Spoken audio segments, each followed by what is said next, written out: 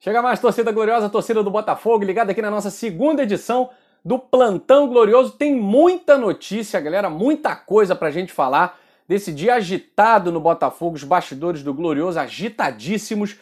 Vamos tentar pontuar coisa por coisa aqui, mas a principal não tem como falar, inclusive saiu agora há pouco no site oficial do Botafogo o anúncio da parceria oficial entre o Botafogo e a XP Investimentos, né? Para quem não conhece a XP Investimentos, inclusive lá no site oficial tem a especificação do que é a XP Investimentos.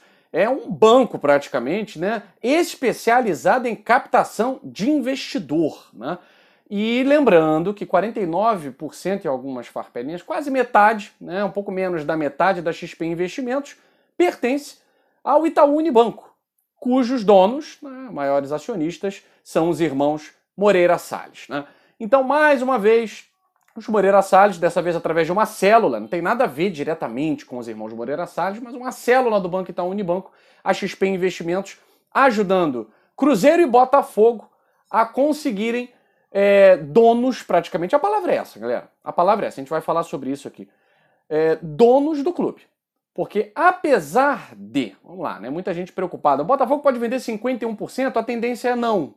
A tendência é vender menos de 50% do clube. Só que, mesmo com 49%, o Pedro Mesquita, inclusive, vai explicar isso lá no artigo, está na GE, né, no GE, está também no Fogão Net, lá do Carlos Eduardo Sangeneto, e a gente está explicando, tentando esmiuçar aqui de uma forma mais simples para você que está ligado aqui no canal Gigante Glorioso.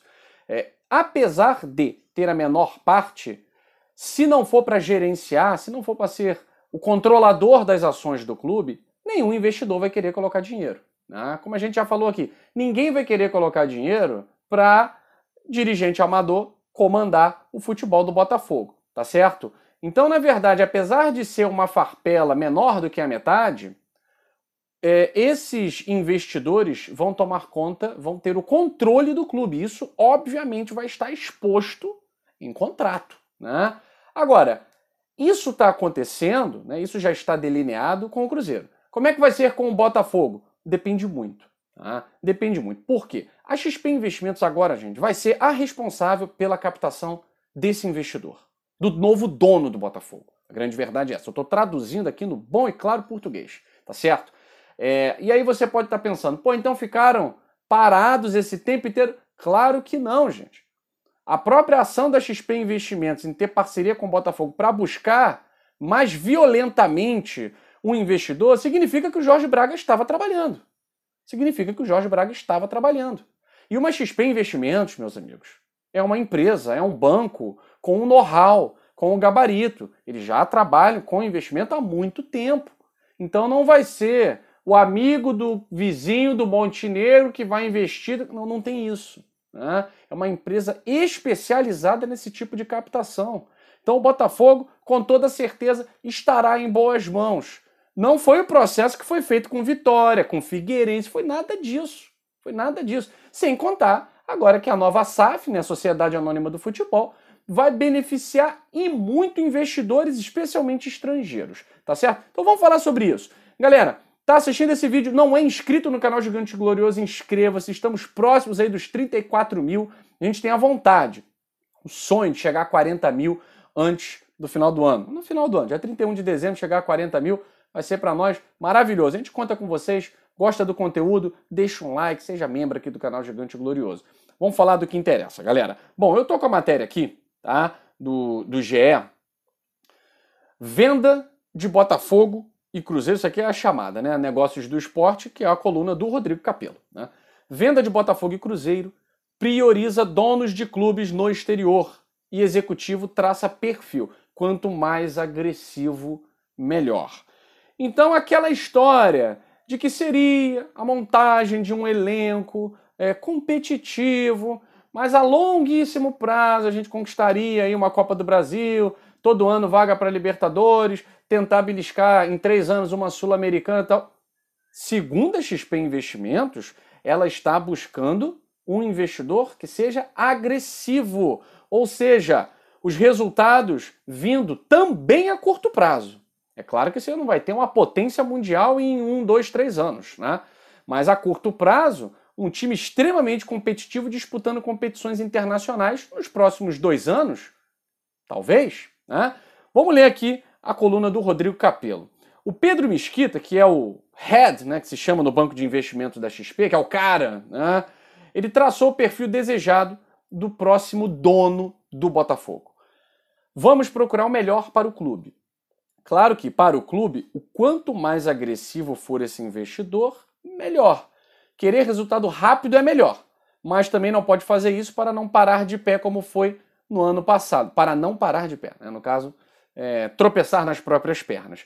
Então é claro que o melhor para o clube vai ser analisado. Todavia, esse investidor, por exemplo, ele vai até dar um exemplo aqui, que os investidores do Oriente Médio são mais agressivos no mercado do futebol, né?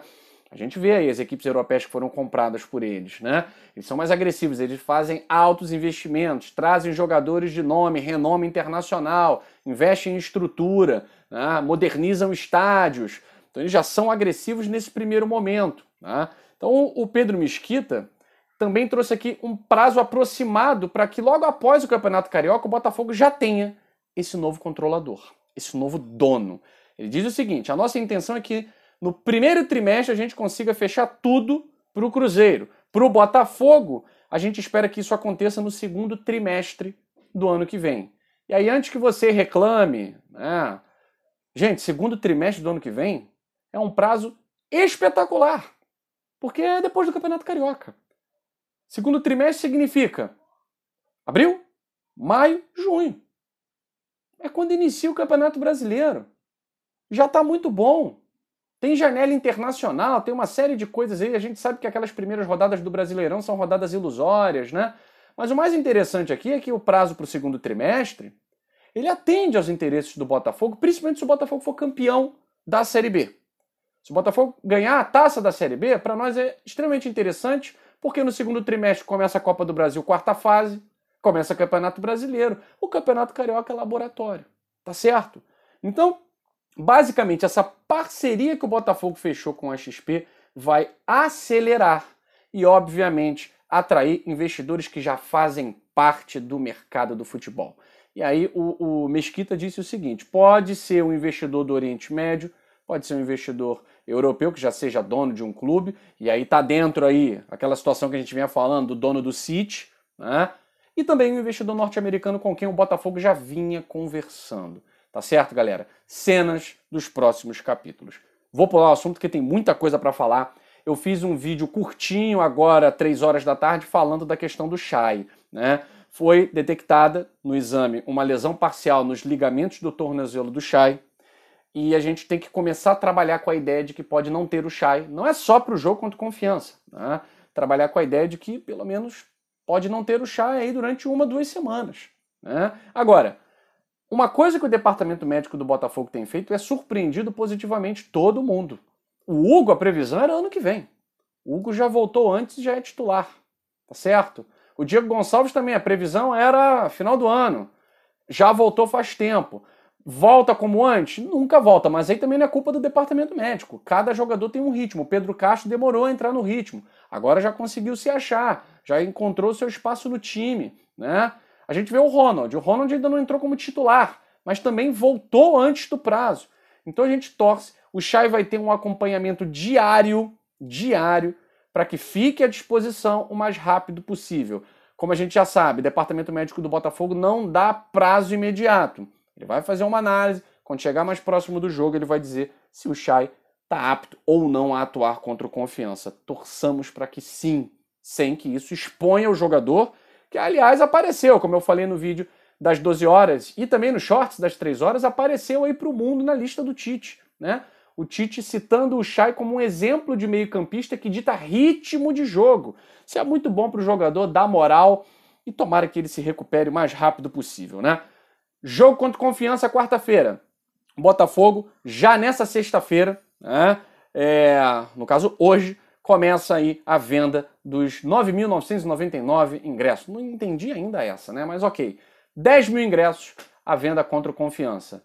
Gente, quem puder, compareça. Compareça. É muito importante que a gente esgote essa carga de ingressos. É muito importante.